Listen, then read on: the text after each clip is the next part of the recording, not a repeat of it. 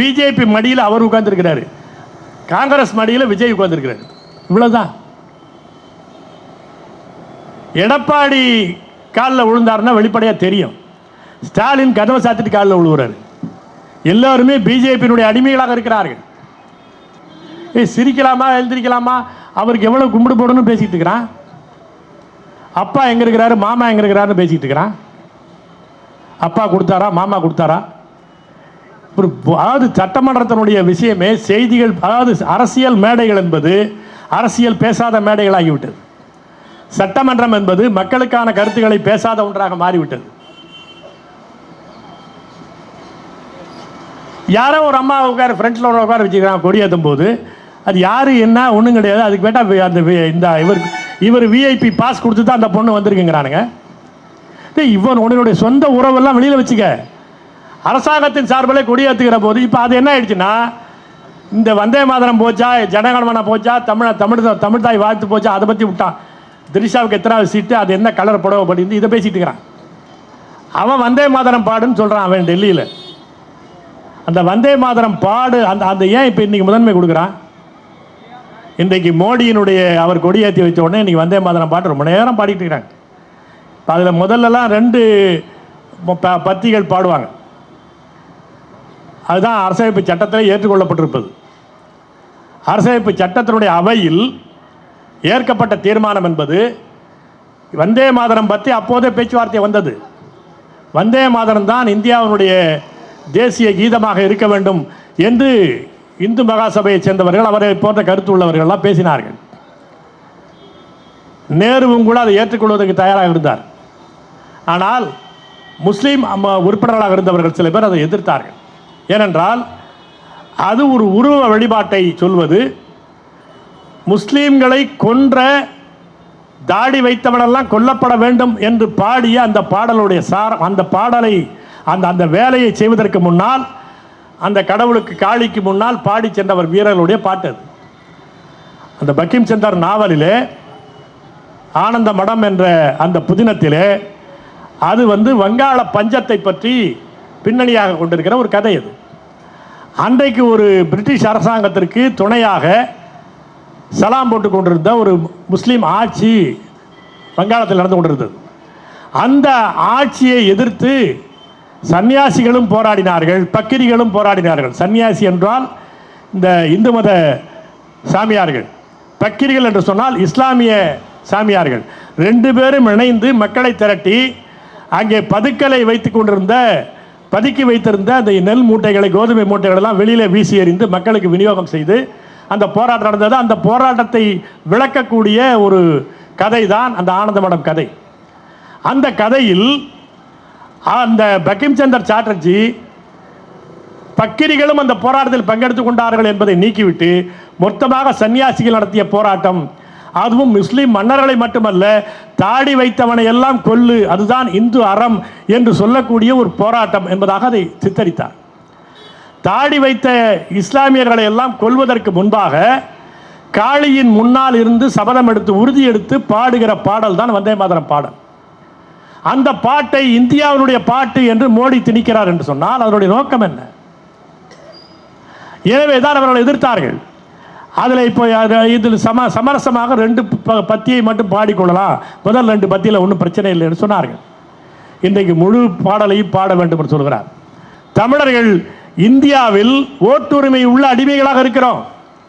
நினைவிலே வைத்துக் கொள்ளுங்கள், வெள்ளைக்காரனே உனக்கு ஓட்டுரிமை கொடுத்தவன் தான். வெள்ளைக்காரனுடைய ஆட்சி அயலார் ஆட்சி, நாம் அடிமையாக இருக்கிறோம் என்று அன்றைக்கு உணர்ந்த அளவுக்கு இன்றைக்கு ஓட்டுரிமை கொடுத்த உடனே ஏன் நம்மால் சில பேர் மந்திரி ஆயிட்டான். இப்போ இந்த சட்டமன்றத்துக்குள்ள நுழையும் போது யாருக்கு எவ்வளவு கும்பிடு போடணும்னு பேசிட்டு இருக்கிறான் வருஷக்கணக்கில். முதலமைச்சர் வந்தார் கும்பிடு போட்டியா, எதிர்கட்சி வந்தா நீ கும்பிடு போட்டியா, இது கும்பிடு போடுறதுக்கே பேசிக்கிட்டு இருக்கிறான். இப்போ இவ்வளவுதான் பேச்சுவார்த்தை அங்கே. அதில் உடனே நம்முடைய இந்த பைட்டெல்லாம் இருக்குல்ல, நம்முடைய யூடியூப்பு மற்ற சேனல்லாம் என்ன இருக்குல்ல, எதுக்குன்னா இந்த பைட்லேயே நிற்கிறாங்க. இந்த சண்டையை தான் பெருசாக பார்க்குறான். லட்சக்கணக்கான பேர் பார்க்குறான். நம்முடைய நண்பர்கள் பல பேர் சொல்ல, நீங்கள் இவ்வளவு முக்கி பேசுகிறீங்க, 10,000 பேரை ரீச் ஆக மாட்டேதுன்னு கேட்குறான். உண்மைதான். ஆனால் இதுதான் நாளைய இந்தியா, நாளைய தமிழ்நாடு. இந்தியா இந்த ஒற்றை ஆட்சியோடு நீடிக்க முடியாது. உளுந்தூர்பேட்டையிலே விடுதலை சிறுத்தைகளின் சார்பில் தமிழ் தேசிய எழுச்சி மாநாடு நடத்தியிருக்கிறார்கள். யார்? இந்திய தேசம் காப்போம், இந்திய அரசமைப்பு சட்டத்தை காப்போம் என்று பேசியவர்கள், இறையாண்மை உள்ள தேசிய இனங்களின் ஒன்றியமாக இந்தியாவை மாற்றியமைக்க வேண்டும் என்று பேச வந்திருக்கிறார்கள். நல்லது, மகிழ்ச்சி. அந்த குரலும் தமிழ்நாட்டிலிருந்து தான் வருகிறது, வேறு பகுதியிலிருந்து இனிமேல் தான் வரும். அந்த அடிப்படையில் தொடர்ச்சியாக தமிழ்நாட்டினுடைய அடிப்படை அரசியல் நிகழ்ச்சி நிரல் என்னவாக இருக்க வேண்டும் என்பதை முன்வைத்து தமிழ் தேசிய பேரியக்கம் தொடர்ந்து செய்து கொண்டிருக்கிறது. எனவே இன்றைக்கு நடத்துகிற ஆர்ப்பாட்டம் சில உடனடி கோரிக்கைகளுக்காக இல்லை. நீட் தேர்வை நிறுத்து என்ற போராட்டம் நடந்து கொண்டிருக்கிறது. தமிழ் தேசிய பேரியக்கம் இன்னும் சொல்ல போனால் நீட் தேர்வு என்பதை தமிழ்நாட்டிலே பல பேரும் ஆட்சியாளர்கள் உட்பட புரிந்து கொள்ளாத காலத்தில் முதலில் புதுச்சேரியிலே தமிழ் தேசிய பேரியக்கம் தான் இது நுழைவு தேர்வல்ல, நுழையவிடாத தேர்வு, தமிழர்களுக்கு நுழையவிடாத தேர்வு என்று முதலில் நாம் தான் சொன்னோம். அதுபோல இன்றைக்கு இந்தியாவினுடைய பல்வேறு பகுதிகளிலே போராடி கொண்டிருக்கிறார்கள் இளைஞர்கள், மாணவர்கள். கரப்பாம்பூச்சி போராட்டம் தொடங்கி இருக்கிறது. இந்திய அரசு முன்மொழிந்து செயல்படுத்தி கொண்டிருக்கிற 2020ஆம் ஆண்டு தேசிய கல்விக் கொள்கையை நிறுத்து என்ற கோரிக்கை இன்றைக்கு இந்தியாவினுடைய கோரிக்கையாக மாறி இருக்கிறது. 2016இல் அது முன்மொழியப்பட்ட போது தமிழ் தேசிய பேரியக்கம் தான் இது மொழி இன உரிமைகளின் மீது நடத்தக்கூடிய ஒரு போர், வெறும் கல்வி உரிமை மறுப்பு மட்டுமல்ல, இது பாரதம் என்ற பெயராலே ஒரு ஆரியத்துவ ஆட்சியை நிலைநாட்டுவதற்கு, அதற்கான இளையோரை மடலைகளை தயார் செய்வதற்கு ஒரு நீண்ட திட்டத்தில் உருவாக்கப்படுகிற ஒரு கல்விக் கொள்கை என்பதை 2016இல் அது வரைவாக இருக்கிற போதே பேசினோம்.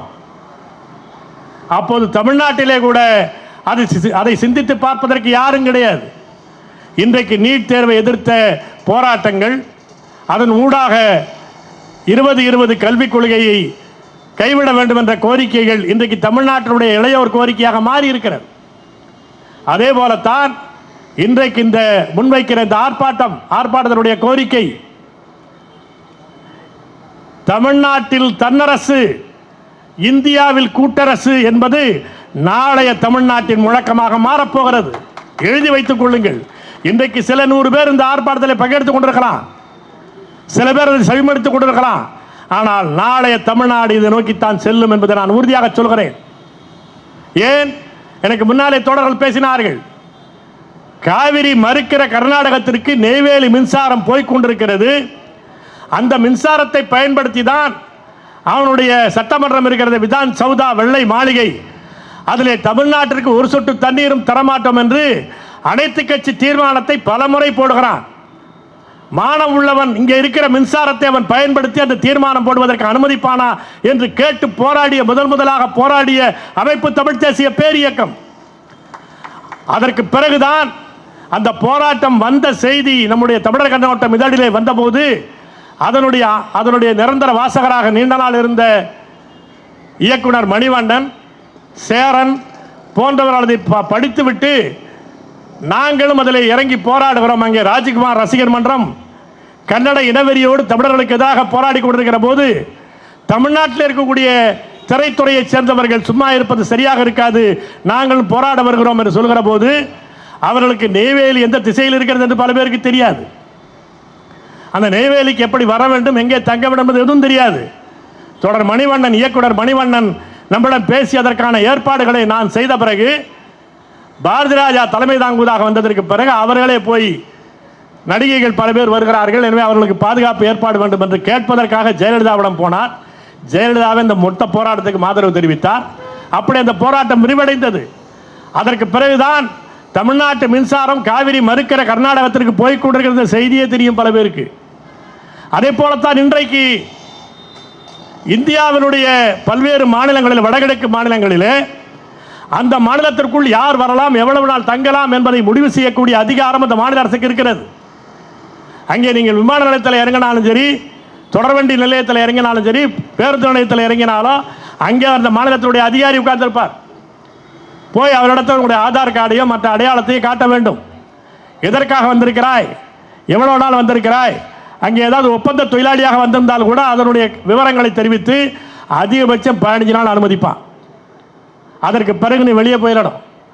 ஒரு இன்டர்னல் விசா, உள்நாட்டு விசா போல அந்த மணிப்பூரிலே, நாகாலாந்திலே, மிசோரத்திலே நடந்து கொண்டிருக்கிறது. அது போன்ற ஒரு நுழைவு, உள்நுழைவு அனுமதி முறை, இன்னர் லைன் பர்மிட் சிஸ்டம் என்பது தமிழ்நாட்டுக்கு வேண்டும் என்று சென்னை மத்திய தொடர்வண்டி நிலையத்தில் சென்ட்ரலிலே நாம் போராடுகிற வரையிலும் பல பேருக்கு அப்படி ஒன்று இருப்பதே தெரியாது. இன்றைக்கு பல்வேறு கட்சியை சேர்ந்தவர்கள் அதை கோரிக்கையாக வைத்துக் கொண்டிருக்கிறார்கள். மகிழ்ச்சி. we are the agenda setters. நாங்கள் தான் நிகழ்ச்சி நிரலை முன்மொழிகிறவர்கள். இதுதான் தமிழ்நாட்டினுடைய எதிர்கால நிகழ்ச்சி நிரல். தமிழ்நாட்டினுடைய மூலை முடுக்கெல்லாம் இந்திக்காரன் வந்திருக்கிறான். கேட்டால் ரெடிமேடான கேள்வி என்ன, நம்மால் டாஸ்மாகில் குடிச்சிட்டு படுத்திருக்கிறான், வேலைக்கு ஆள் கிடைக்கல. அதல்ல உண்மை. நம்முடைய சின்ன சின்ன கடைகள், சிறு சிறு நிறுவனங்கள், அவர்கள் மார்வாடியினுடைய மொத்த வணிகத்தின் கீழே சிக்கிக்கொண்டு அவர்களுடைய லாபத்தினுடைய இடம் என்பது சுருங்கி கொண்டிருக்கிறது, லாபத்தினுடைய அளவு சுருங்கி கொண்டிருக்கிறது. எனவே ஒரு தொழிலை லாபமாக நடத்துவது, ஒரு கடையை லாபமாக நடத்துவது மிகப்பெரிய போராட்டமாக இருக்கிறது சிறு வணிகர்களுக்கு. அதில் ஒரு தொழிலாளிக்கு சட்டப்படியான சம்பளம் கொடுக்கிற, சட்டப்படியான ஓய்வு கொடுக்கிற நிலை வந்தால் அது தனக்கு தாங்காது என்பதனாலே அந்த கூலிக்கு எவன் கிடைக்கிறான் என்று பார்க்கிறார்கள். தமிழ்நாட்டினுடைய நீண்ட வரலாற்றினுடைய தொடர்ச்சியின் விளைவாக நம்முடைய வாழ்க்கை தரம், வாழ்க்கை முறை என்பது வேறு, நம்முடைய உணவு முறை என்பது வேறு. வெறும் ஒரு 3 செங்கல்ல வச்சு அதில் குறுக்க ஒரு நிலக்கரியை போட்டு ஒரு தீயை உண்டாக்கிட்டு கடையில் போய் ஓடி போய் மைதா மாவு வாங்கிட்டு சுருட்டி உள்ளே போட்டுட்டு அதை சுட்டு சாப்பிடுகிற பீகார்காரன் அல்ல தமிழ்நாட்டுக்காரன். அவனுடைய உணவு முறை வேறு, அவனுடைய செலவு முறை வேறு. எனவே அதற்கு தகுந்தாற் போல ஊதியம் கொடுக்க முடியவில்லை, குறை கூலிக்கு ஆள் கிடைக்கவில்லை என்பதுதான் நம்முடைய சிறு தொழில் முனைவர்கள், கடைக்காரர்களெல்லாம் ஆள் கிடைக்கலன்னு சொல்றது. ஆள் கிடைக்கிறதுனா குறை கூலிக்கு ஆள் கிடைக்கவில்லை. இப்போதைக்கு அந்த குறை கூலிக்கு இந்திக்காரன் வருகிறான். இன்றைக்கு அம்பத்தூரில் பார்க்குறோம், அம்பத்தூர் தொழில் எஸ்டேட்டில், தொழில்பேட்டையில் நம்முடைய தொழிலாளிகளை அடித்தான். இப்போது நம்முடைய தொழில் முனைவோர்களை அடிக்கிறான் சேர்ந்து கொண்டு. அவன் வைத்தது தான் சட்டம் என்று ஆகிவிடும். ஏன்? அவனுக்கான ஆட்சி டெல்லியில் நடந்து கொண்டிருக்கிறது. இங்கே நீங்கள் ஒரு உணவு விடுதியில், ஹோட்டலில் போய் நீங்கள் சாப்பிடுகிற போது அங்கே இந்திக்காரன் இருக்கிறான், தண்ணி கேட்குறீங்க, அவனுக்கு தெரியல. சில பேர் வாட்டர் அப்படின்னு கேட்டு பார்ப்பாரு, அதுவும் வராது. இவர் பாணின்னு மாறிடுவார். அவன் தண்ணிக்கு மாற மாட்டான். அவன் பிழைக்க வந்தவன், பிழைக்க வந்த இடத்தில் இருக்கிற 2 வார்த்தைகளை கூட அவன் கற்றுக்கொள்ள மாட்டான். நீ பாணிக்கு மாறிடுற. உன் புத்தி தெரிஞ்சதுனால. அது ஏன் அப்படி இருக்கிறது என்று சொன்னால், அவன் ஆளும் இனம் என்ற மண்டை கணத்தோடு வருகிறான். ஒட்டிய வயிறோடு மட்டும் வரவில்லை. இந்திக்காரன் ஒட்டிய வயிறோடு, வறுமையோடு மட்டும் இங்கே வரவில்லை. தான் ஆளுகிற இனம், தன்னுடைய மொழி, ஆளுகிற மொழி என்ற மண்டை வீக்கத்தோடு வருகிறான். அதனால தான் ராஷ்டிர பாஷா நீ படிக்கலையான்னு கேட்குறான். உனக்கு ராஷ்டிர பாஷா தெரியாதான்னு கேட்குறான். ஹிந்தி தெரியாமல் இந்தியாவில் இருக்கிறியான்னு வேற கேட்குறான். இங்கே நம்முடைய மறைமலை நகரில், மறைமலை நகருடைய தொடர்வண்டி நிலையத்தில், மறைமலை நகர் என்று இருக்கிற அந்த இந்தி எழுத்தை தார் கொண்டு அடித்தால் டெல்லிக்காரன் பதறுகிறானே. என்னுடைய ஊரில் இருக்கிற போர்டு அதில் இங்கிலீஷ், ஹிந்தி, தமிழ் இருந்தால் போதும், இந்தி எதற்கு என்று நான் அழைக்கிறேன் என்றால் அவன் அதுக்கு தேசவிரோத சட்டம் என்று போடுகிறான். விரைவிலே ஆளுநர் மாளிகை காலியாகும். நினைவிலே வைத்துக் கொள்ளுங்கள். விரைவிலே ஆளுநர் மாளிகை காலியாகும். ஆளுநர் என்ற பதவி இல்லாமல் போகும். அதை நோக்கித்தான் தமிழ்நாடு நடந்து கொண்டிருக்கிறது, இந்தியா நடந்து கொண்டிருக்கிறது. இந்தியாவினுடைய பல்வேறு மாநிலங்களிலே அந்த பிரச்சனையை சந்தித்துக் கொண்டிருக்கிறார்கள். மோடி தன்னுடைய தடித்தனமான ஆட்சியின் விளைவாக, மோடி அமித்ஷாவினுடைய தடித்தனம் அதை விரைவுபடுத்தி கொண்டிருக்கிறது. ஆளுநர் அதெல்லாம் இல்லைன்னா எப்படிங்க இருக்கும்? நம்ம ஆள் தேர்ந்தெடுக்கப்படக்கூடிய மாநில ஆட்சி யார் தான் கண்ட்ரோல் பண்ணுறது? எதுக்கு இவனை நீ கண்ட்ரோல் பண்ணணும்? கண்ட்ரோல் பண்ண வேண்டிய மக்கள் இல்லை. ஆளுநர் என்ன கண்ட்ரோல் பண்ணுறாரு? ஆளுநர் அவனுடைய செய்திக்கு சரியாக வந்தால் கையெழுத்து போடுறாரு. இன்னைக்கு ஒவ்வொரு நாளும் நம்ம தமிழ் தேசிய தன்னுரிமை மாநாடு 1990ஆம் ஆண்டு இறையாண்மை உள்ள தேசிய இனங்களுடைய கூட்டரசாக இந்தியாவை மாற்ற வேண்டும். அப்படி இல்லை என்று சொன்னால் அந்தந்த தேசிய இனங்கள் பிரிந்து போகக்கூடிய உரிமையை அங்கீகரிக்க வேண்டும் என்ற கோரிக்கையை முன்வைத்தோம்.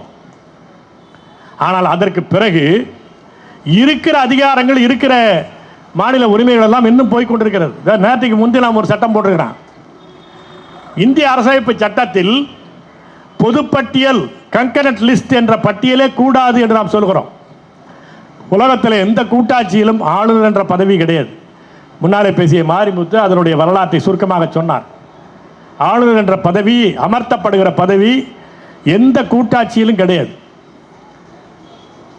இன்னும் சொல்ல போனால் இப்போ அமெரிக்கா, ஜெர்மனி போன்ற நாடுகள் அங்கே கூட்டாட்சிகள் இருக்கிறது. ஆனால் வெவ்வேறு மொழி பேசுகிற மக்கள் அங்கே கிடையாது.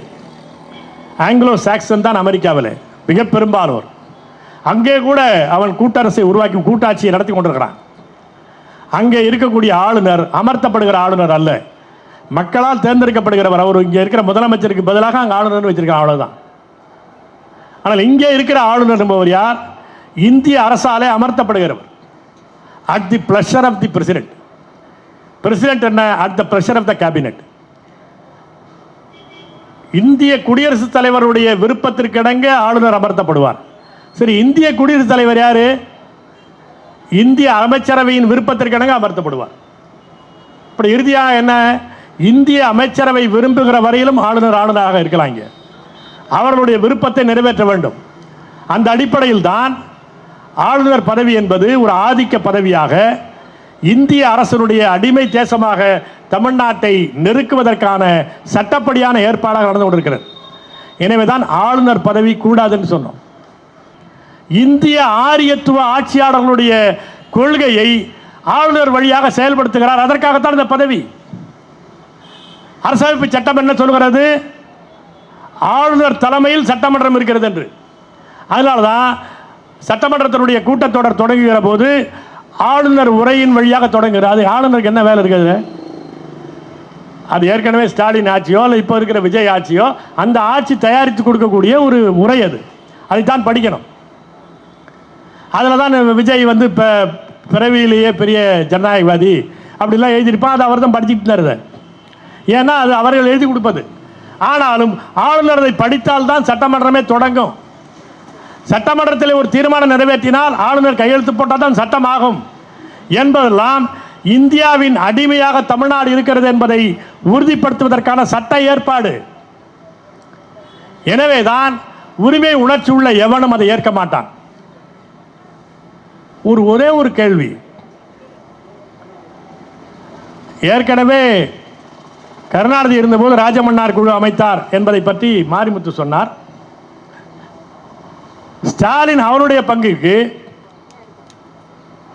குரியன் ஜோசப் தலைமையில் இந்த இந்திய அரசுக்கும் மாநில அரசுக்குமான உறவுகள் என்னவாக வேண்டும், அதிகாரங்கள் எப்படி பிரிக்கப்பட வேண்டும் என்பதை ஆய்வு செய்வதற்காக குழு போட்டார்கள். அந்த குழு தன்னுடைய முதல்நிலை அறிக்கையை கொடுத்து விட்டது.